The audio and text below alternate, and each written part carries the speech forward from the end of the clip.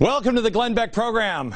Here is President Felipe Calderon last week telling America how much we really suck. Here it is. I strongly disagree with the recently adopted law in Arizona. It is a law. Yeah. Stand up, everybody. Stand up, Chuck. Oh.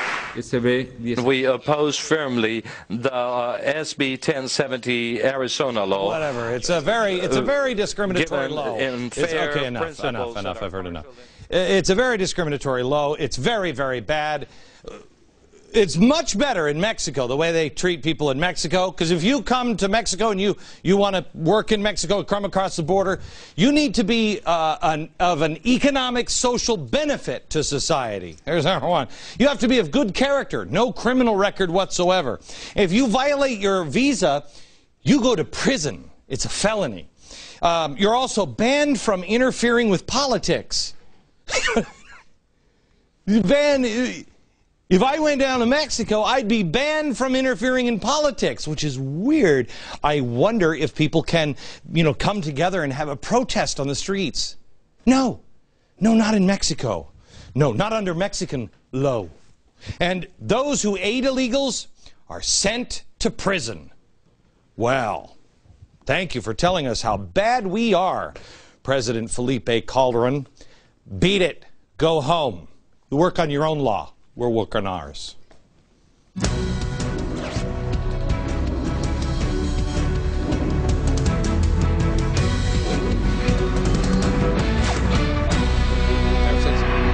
Hello, America. I just want to kind of have a conversation. There's so much to talk about today, and we're going to get into some of the news of the day, but I want to have a conversation with you on something that I've been thinking about recently a lot. People say to me, "Where is George Washington, Glenn? Where is the next leader?" I don't know. I don't know. But before there was Washington, there was Whitfield. Whitfield. He was a preacher. We did a special on him. Look at him. He was cross-eyed, pudgy. But this guy led to this guy. Okay? There's always a spiritual awakening, a spiritual element to any great change. And if there's not, if God is cut out of it, it always ends the way that it ended in France with Robespierre. Our founders were even fooled by Robespierre. It's a subtle difference. But without God, there is bloodshed and a guillotine. It just happens that way all the time. All society change. Societal change always comes with God first. Those who believe in God. The founders, it was an awakening. The Pilgrims, it was a spiritual thing. The Civil Rights Movement, Abraham Lincoln and the freeing of slaves, it started in churches. That's why the White House is using social justice now for the churches. That's why they got to get in there. They got to merge the EPA. I saw an article in USA Today that says, "Is Glenn Beck right?" Yes. Of course, they never said that. They just quoted Jim Wallace. They never actually answered the question. Good job, USA Today. No, seriously. That must have been hard to pick up the phone and call the White House and ask them. Best example of change and what God can do to a country is probably Russia. The change in Russia, the collapse of the Soviet Union as we know it, came with a Whitfield. But his name wasn't Whitfield, it was Pope John Paul. He was part of the perfect storm back then.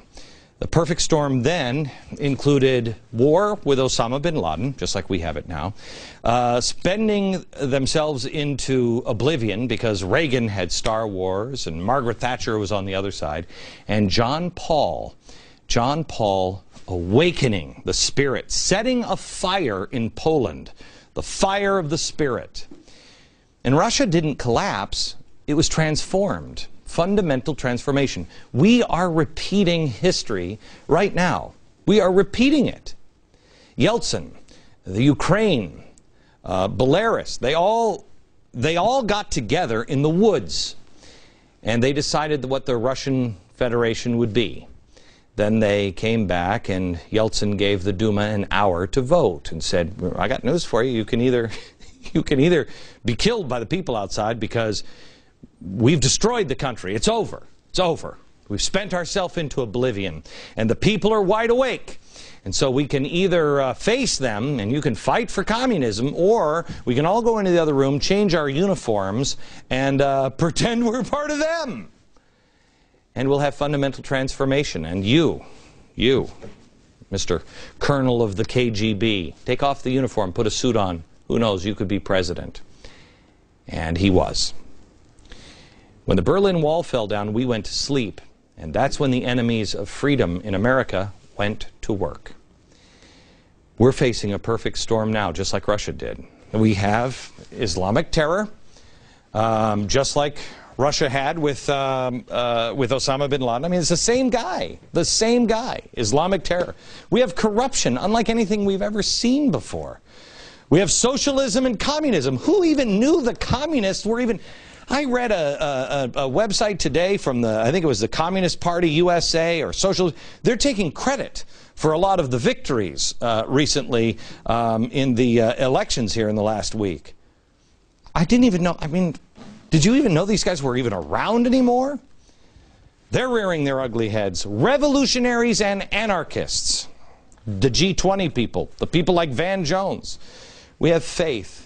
We have a fundamental misunderstanding of faith. We don't have faith really anymore. Some do, but our churches are dying out. I think it's because churches don't stand for anything anymore.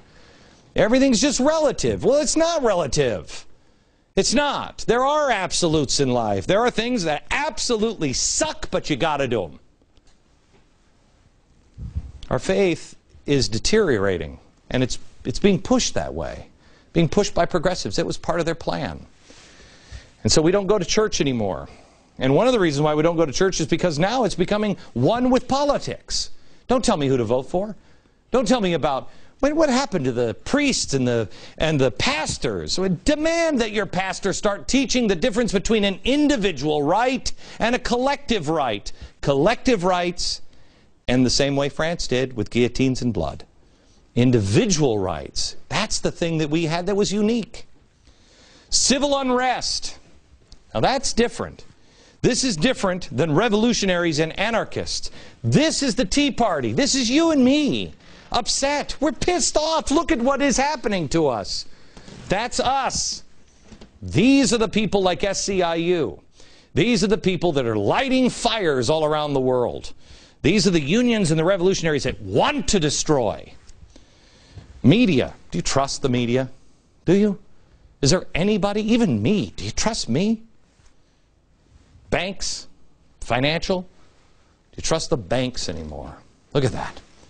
We've never had that perfect. We've conquered each of these individually, but never all at once. And they know that. So, just like when Reagan and Thatcher and John Paul and Osama bin Laden all got together, one way or another, and said, we're moving in this direction. They did, and they collapsed it. Well, that's what's happening with us. And our enemies now, the enemies of freedom, they're doing 5 things. 1, they're laundering people. Bill Ayers. Bill Ayers, how's the guy who blew up the Pentagon and police in the 1960s? How's the guy who on September 11th in the New York Times said, you know what, we didn't do enough. I don't regret blowing things up. On September 11th, how is that guy working for schools and speaking at universities? How? He's been laundered.